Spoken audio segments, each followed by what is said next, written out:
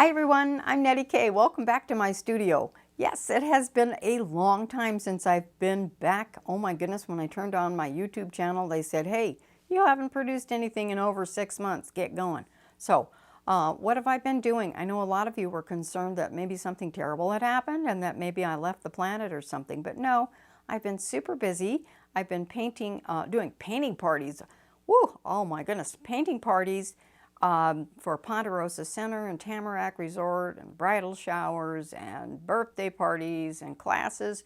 And we've been doing it outside, some of them, yeah, all of them, almost all of them outside in 80-degree weather. So I learned a lot about how to try to paint in acrylic when it's too hot, including using a little spray gun with water with a fan on it. We spray each other with those things and also our paints in order to keep them wet enough to work. But it was kind of a fun summer. I'm a little bit exhausted from it, but it was a lot of fun. Okay, so now what are we going to do today? Well, we're going to paint pears. Now I know that this doesn't sound exciting to many of you, but it's one of my favorite things. Why? Because it's so rich looking when you finish it, and it has the element of a sphere and a cone combined. That's two of our basic shapes.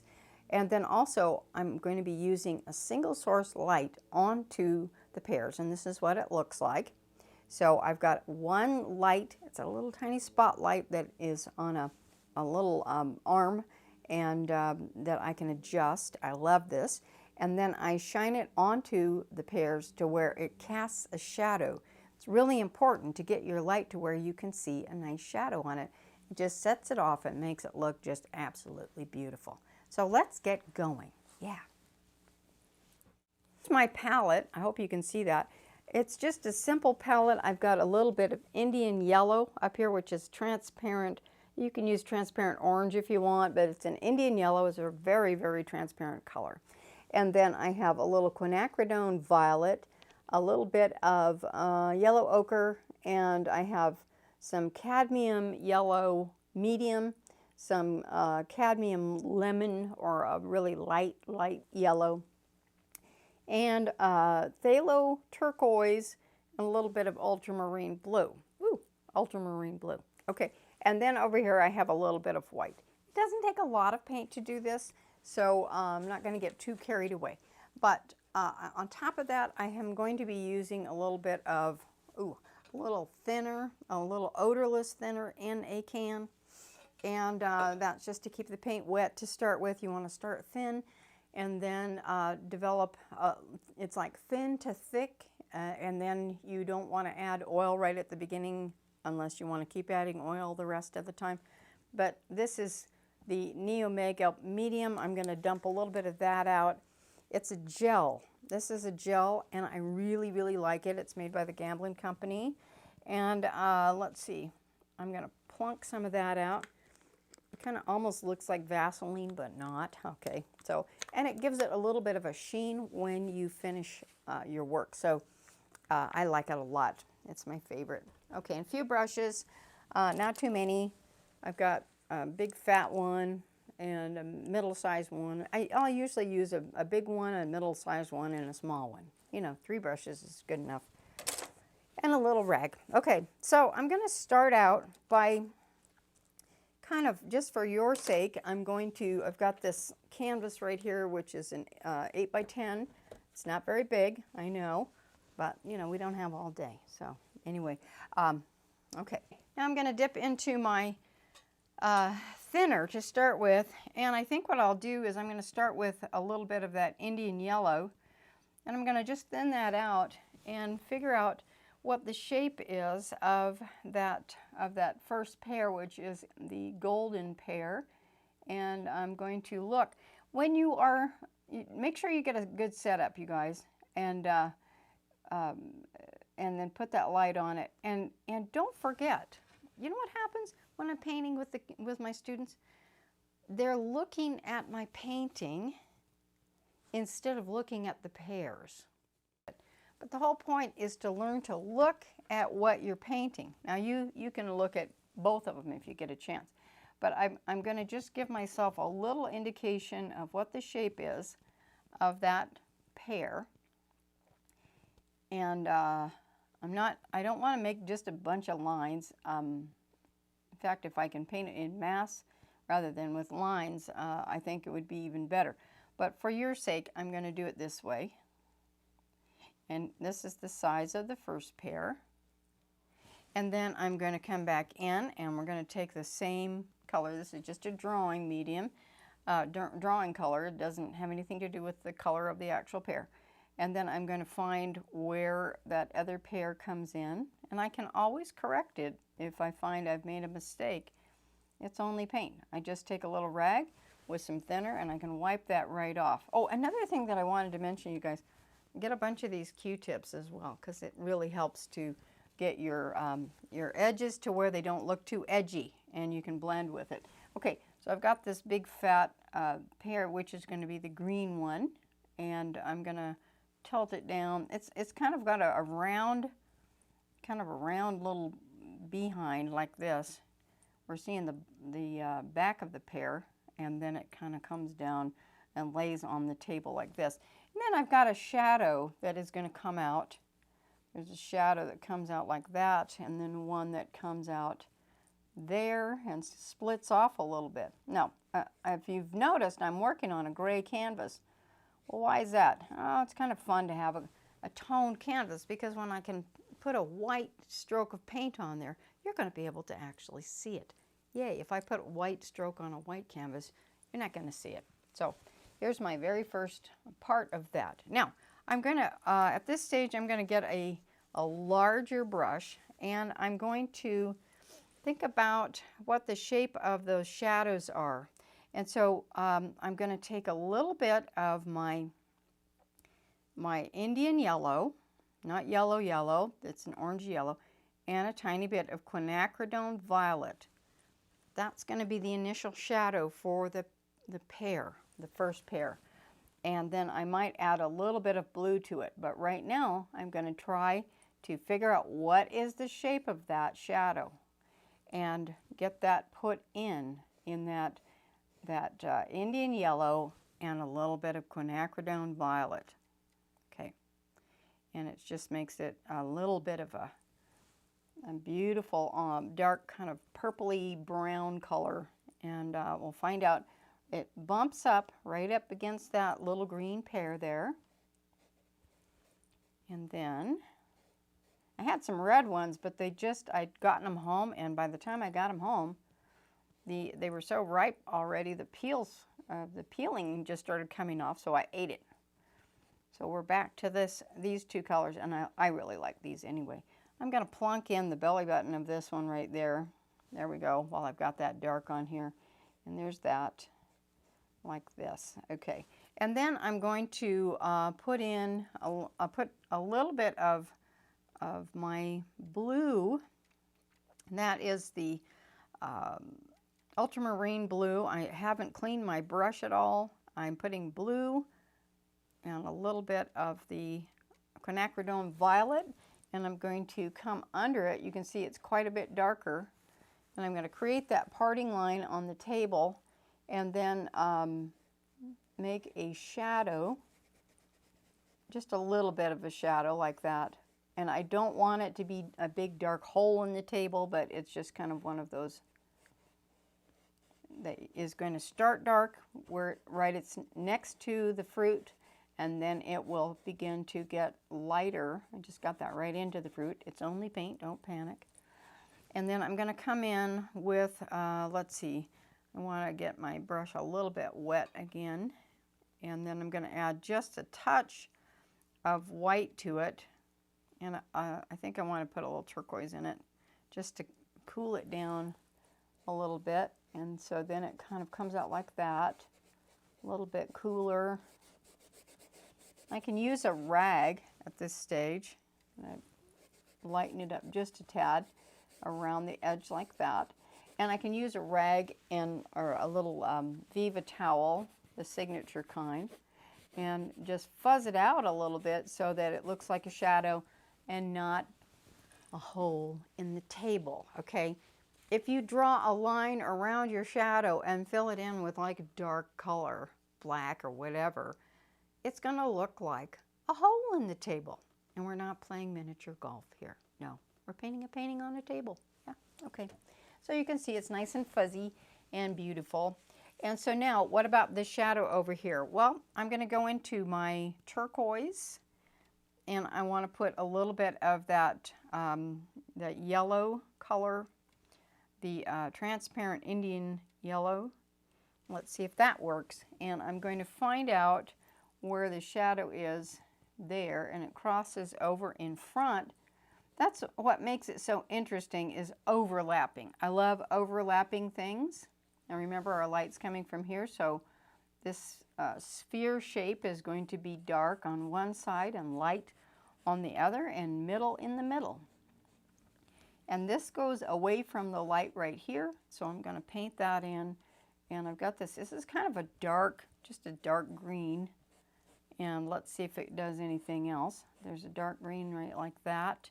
And then oddly, I'm going to add a little bit of that warmer reddish color, that a little bit of that maroony color there for this part.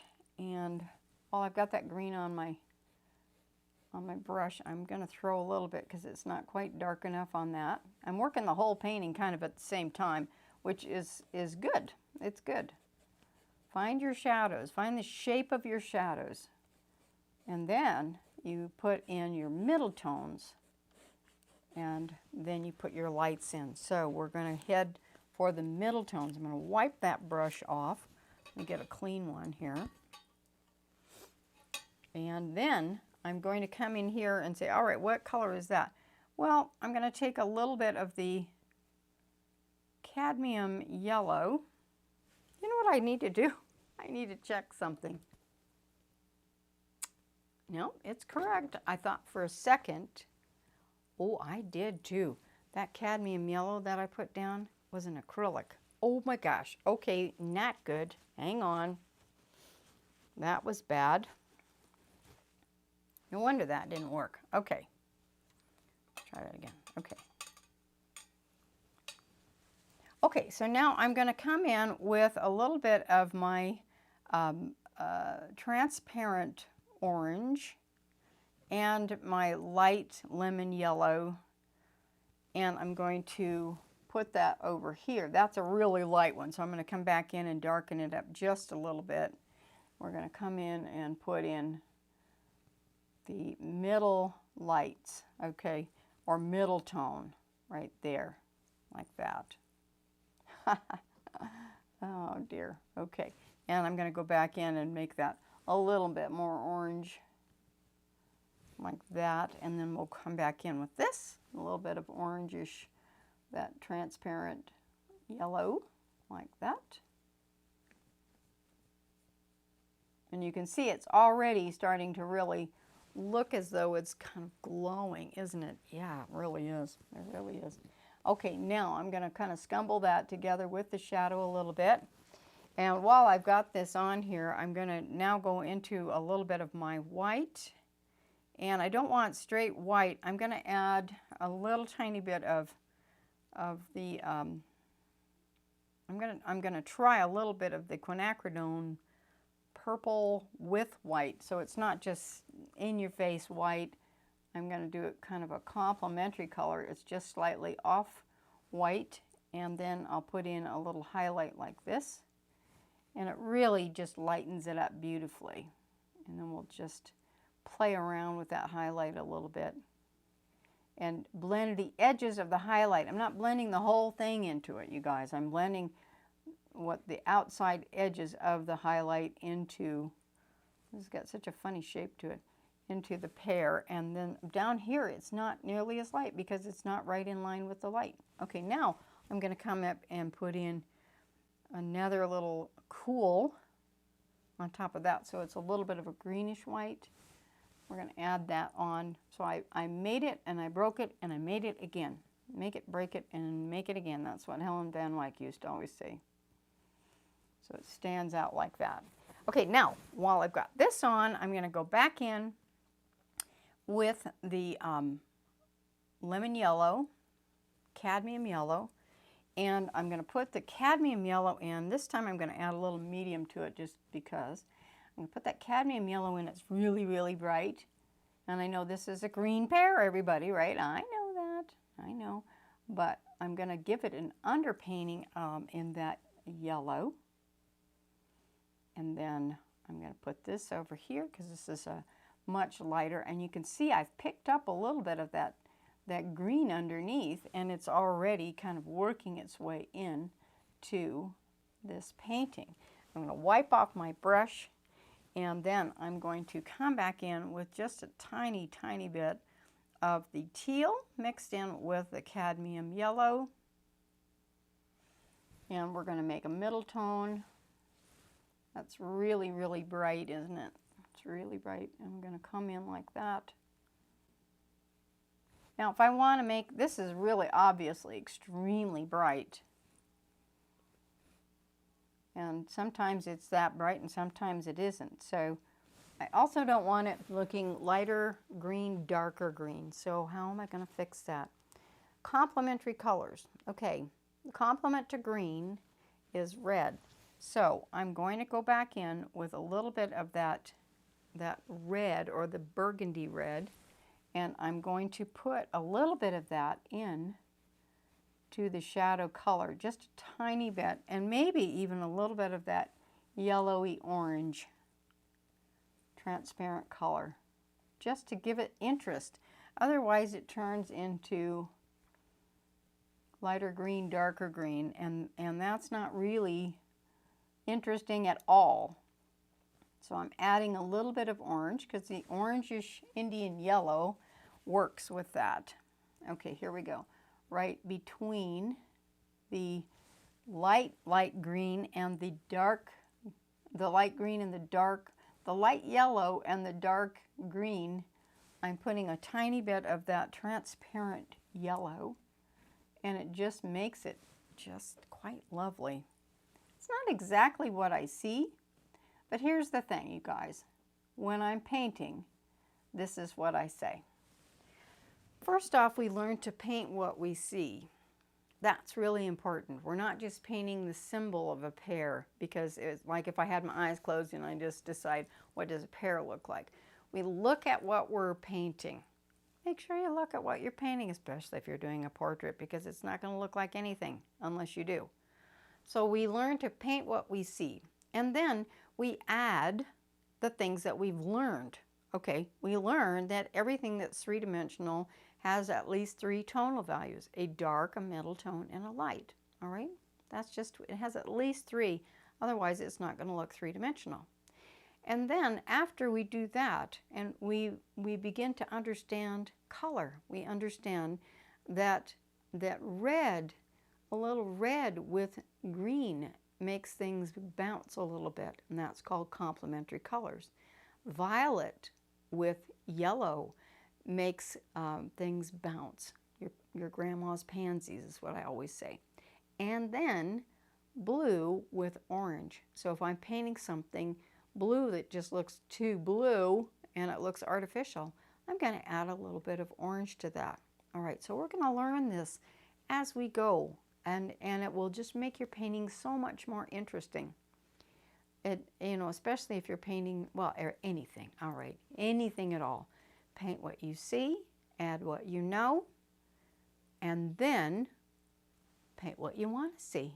Okay, that's what I'm saying. Paint what you want to see. If you want to have a turquoise, you know, a turquoise pear with orange spots on it, go for it. But paint what you see, add what you know, and then paint what you want to see. I'm going to make a t-shirt out of that. I think I will. Okay, let's keep going. All right. So this is already really starting to bounce. And so now I see I've got this yellowish, yellow-green right here for the light.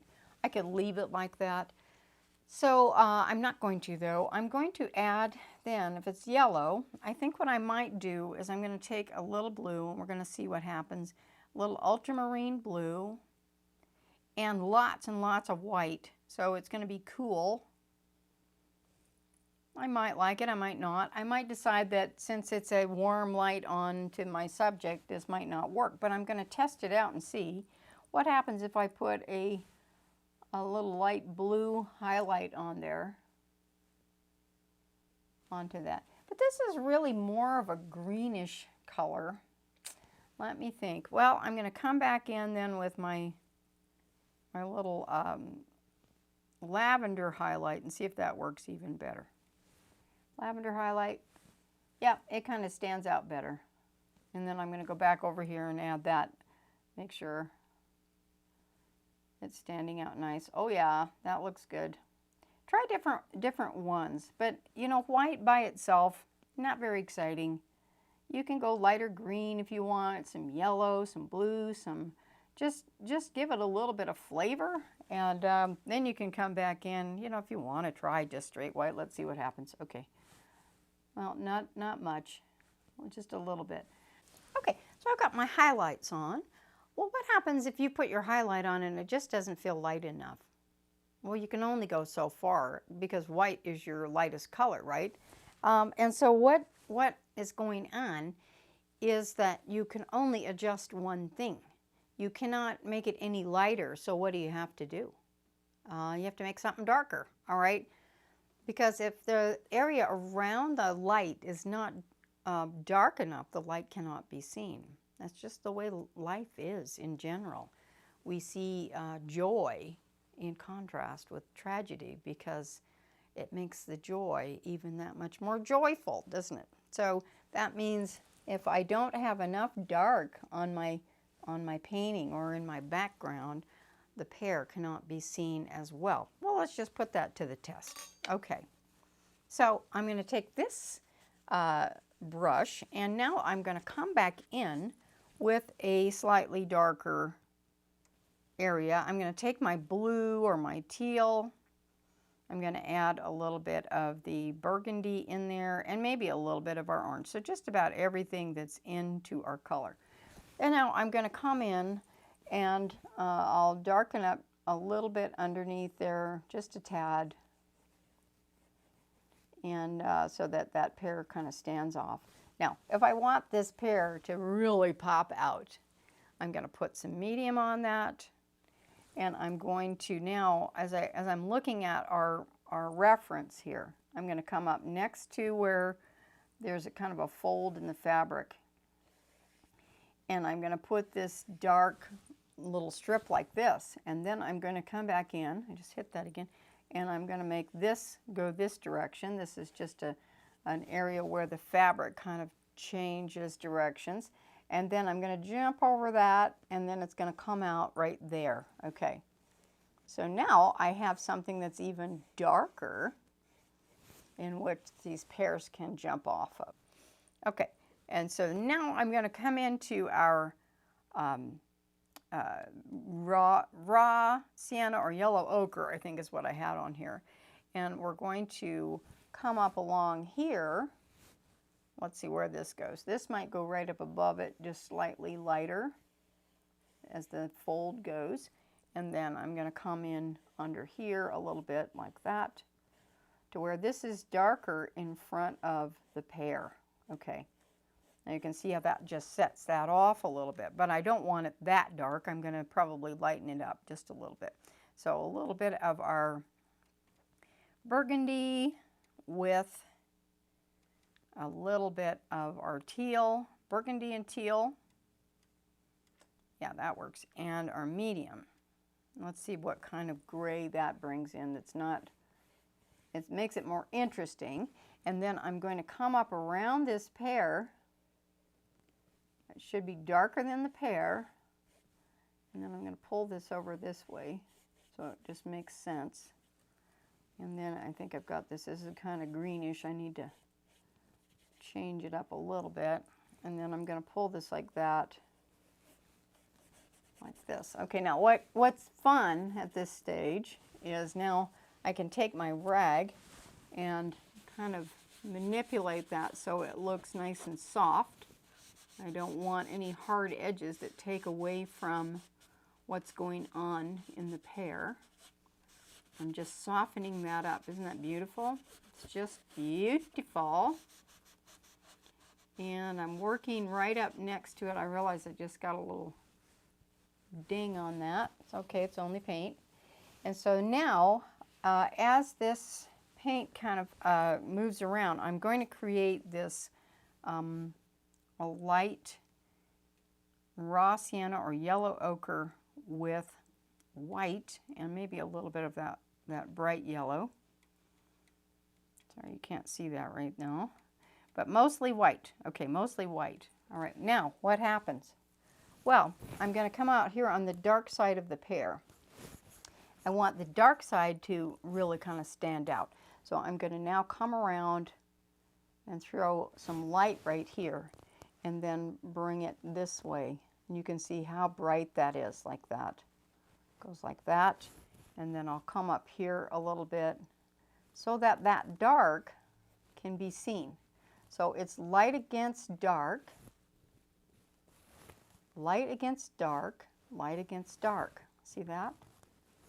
And so then I have to somehow morph this around. Oh, I want to put a little tiny, tiny corner of light right here where the light kind of pops through. Right there. And then I see it makes this really strong lemony light yellow. It doesn't have to be lemony, you guys. You can make it anything, but I'm going to put that like that and shape out that shadow a little bit, and then I'm going to soften it up. And I'm going to push that into that other color a little bit, or into that other tonal value, so it makes sense and it doesn't say, oh, there's a light on this side and a dark on that side. You don't want that happening. But you want it to kind of come together at some point in the middle. So now I want this light to stand out. I don't want this to be a big streaky thing either, so I'm going to soften that up like that. And I'm going to take a Q-tip and then go back in and correct that, make that nice and soft, and then pull that in. Okay, now I've got a little light coming across the top of, let's see, right at the top of that. So I'm going to bring in that light right here, like that. And then I think there's a light kind of coming down like this. It's another little triangle. You just take a look at what you've got as far as a setup. And you can use this photo if you want to try to match what's happening in the video. Now I'm going to morph this together. Merge it together a little bit by softening that up. And then on this side, I want that light to stand out a little bit. So now I'm going to come in with my little purple into that greeny gray. I like that violet into the greeny gray because that's gold, and I kind of want it to be in contrast to the gold. I want to think about the purple. Okay, purple and yellow. And then I'm going to pull that down right about there onto this part, and it looks like I've got a perfect little fold that's going to happen right there. You can mess around with your background and get it to work for you that way. And then there's just some weird folds happening. We won't get too carried away with the folds, but it'll give you an idea of what happens when you have a dark against a light, and dark against a light, light against dark, dark against light. And then down here, I'm going to really brighten it up. Okay, super bright with that yellow. Yellow and white up against that shadow right there. So it really, really stands out. So beautiful. The sunlight, color of sunlight, the warm light. And honestly, your highlights should probably be in accordance to the light rather than what the light is shining on. It should be the color of the light should be more along the lines of your highlight. So I'm going to backtrack a little bit and say, all right, if your light is warm, your highlight should be warm and your shadows should be cool. I don't know. Somebody help me out here. So there's that fabric as it folds back in, and maybe there's a little bit of light catching on here because I can see it. I'm looking at my subject. If I've set my subject up just right, it should make sense. Now see, you could just have left this with just the gray background. That's okay. I like to do what's called vignetting, which is just don't paint it all the way to the corners, just kind of let it fog out here. And then I'm going to add a little bit of that kind of gold as it comes down like that. Not too much. We got to put in all of those little things like the stems and that kind of thing. I mean, you can get into it and put a whole tablecloth in with, you know, checkerboard squares if you want. But the elegance of this is so lovely. I like it just the way it is. And then I'm going to come in and just emphasize that. Okay, so you can keep playing with it. Let's put our stems in and see if we can kind of get it looking good. Isn't that the most fun? Okay, and then I got a little bit of reflective light. I'm going to come back in with that limey yellow, a little bit of white, a little bit of that greenish white, and I want to put in a reflected light from up on the table there. And reminder, you guys, you sit directly in front of your canvas. I always say this all the time. I am literally off to the side by 6-8 inches. If I were directly in front of it, I'd be like this, okay? Well, you don't want to see the back of my beautiful hair, do you? No, you don't. Well, maybe you do. Well, but you'd really rather see this painting. So now I'm going to come in and just tweak this a little bit. And I'm going to get a smaller brush. I'm working from a large brush really to a small brush. I'm going to come in knowing that this is a dark shadow. We're going to put the dark shadow right there. I'm looking around to make sure that I've got everything that I want. I'm going in with my transparent orange and my purple. And I'm going to come in and put the stem right there. And then I have another opportunity here with a dark turquoise and dark turquoise, so I'm going to put a darker side to it. I'll give it a light side once I get a couple of moments, and then I want to come over here and say, all right, well, where is that stem? It's in a weird spot. It kind of goes like that. Put a little bit of the burgundy and turquoise like that, and this is still needing a lot more work, but you can keep working it and observing. That's the key. Observing and observing. What do I see? Ooh, I see a little bit of just a tiny yellow dot right there that kind of pulls out. And there's some little strokes that kind of come down that give this a nice shape. And we'll just keep messing with it here and there. So let me know if you would like to see some series, full-length series. We can do more of those probably on the Patreon channel. You can put in requests for various different things, and we're going to see if we can really get that thing going. I'd love to hear from you if you guys try this. It's really a fun and easy shape. And the neat thing is, once you figure out pears, you can figure out people. Okay, what am I saying? Well, what shape is a woman, you know? Well, some women. Okay, I just think about that little shape there. You know, some of the other shapes. Catch my drift? Okay. Hey, I'm so glad we're back together, and I'm going to try really hard to keep producing beautiful lessons for you. We're going to be working a lot on these smaller canvases, and I'm going to be showing you how to do everything from pears to mason jars and possibly even a portrait.